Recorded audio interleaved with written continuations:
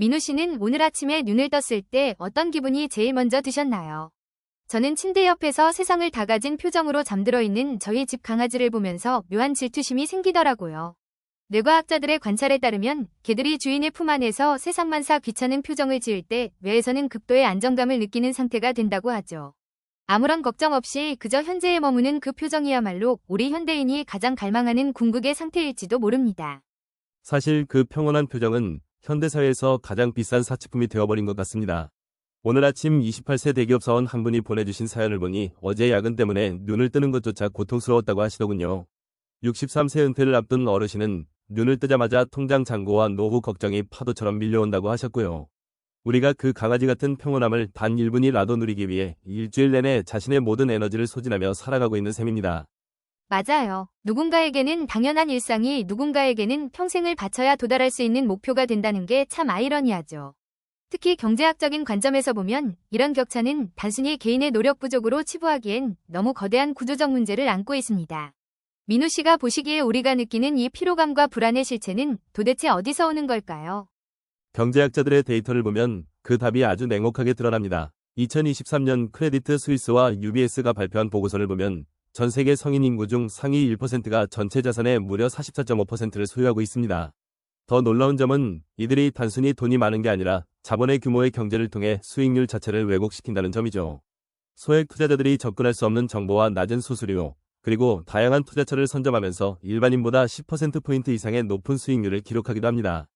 결국 시작 전부터가 다른 경기를 하고 있다는 뜻이군요. 상위 1%가 자산을 증식하는 속도가 평범한 사람들이 노동으로 가치를 창출하는 속도를 압도하고 있다는 사실이 우리를 더 무력하게 만드는 것 같아요.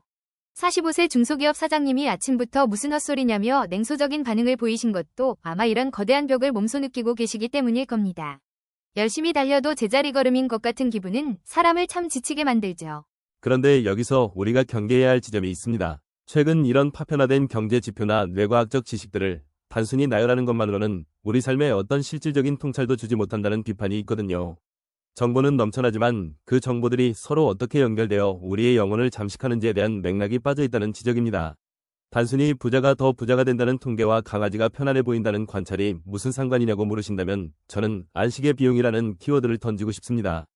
안식의 비용이라니 참 가슴에 와닿는 표현이네요. 우리가 뇌과학적으로 갈구하는 그 평온함, 즉 옥시토신이 분출되는 상태를 유지하기 위해 지불해야 하는 경제적 대가가 점점 높아지고 있다는 의미겠죠.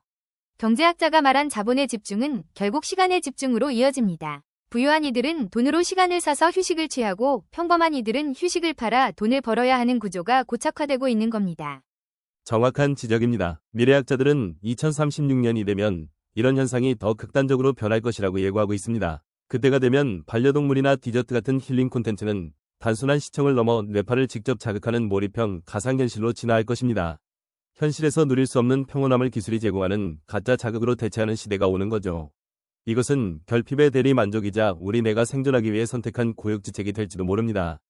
듣고 보니 조금 서글퍼지네요. 진짜 강아지를 안아줄 시간과 여유가 없어서 가상현실 속에서 그 온기를 느껴야 한다는 거잖아요. 하지만 이런 미래학적 전망이 우리에게 주는 경고는 분명합니다. 지금 우리가 느끼는 피로와 불안은 단순히 개인의 심리적 문제가 아니라 거대한 경제적 구조와 기술적 진보가 얽혀 만든 결과물이라는 사실을 직시해야 한다는 것이죠. 63세 은퇴 준비자분이 느끼는 불안도 결국 이런 시스템 속에서 자신의 자리를 찾지 못한 두려움일 겁니다. 그래서 우리는 이 파편화된 정보들의 연결고리를 찾아야 합니다. 경제학자가 말하는 10%포인트의 수익률 격차는 단순한 숫자가 아니라 누군가에게는 사랑하는 가족과 보낼 수 있는 저녁 시간의 상실을 의미합니다. 뇌과학자가 말하는 반려견의 평온함은 우리가 잃어버린 본연의 인간성을 상징하죠. 이 둘을 연결해서 보면 우리가 지금 싸워야 할 대상은 옆 사람과의 경쟁이 아니라 우리를 끊임없이 소진시키는 이 구조적 시스템입니다. 맞습니다. 우리는 흔히 지적 허영에 빠져 어려운 용어들로 세상을 분석하려 하지만 정작 중요한 것은 그 지식이 내 삶의 고통을 어떻게 설명해 주느냐인 것 같아요. 오늘 우리가 나눈 이야기가 단순히 경제 통계나 미래 예측으로 끝나지 않았으면 좋겠습니다. 야근에 지친 사원분도 사업에 지친 사장님도 그리고 노후가 두려운 은퇴자분도 모두 각자의 방식으로 안식의 비용을 지불하고 있다는 사실을 서로 이해했으면 합니다. 비평가들의 날카로운 지적처럼 맥락 없는 정보는 독이 될 수도 있습니다. 하지만 우리가 그 정보들을 통해 자신의 삶을 객관적으로 바라볼 수 있다면 그것은 강력한 무기가 됩니다.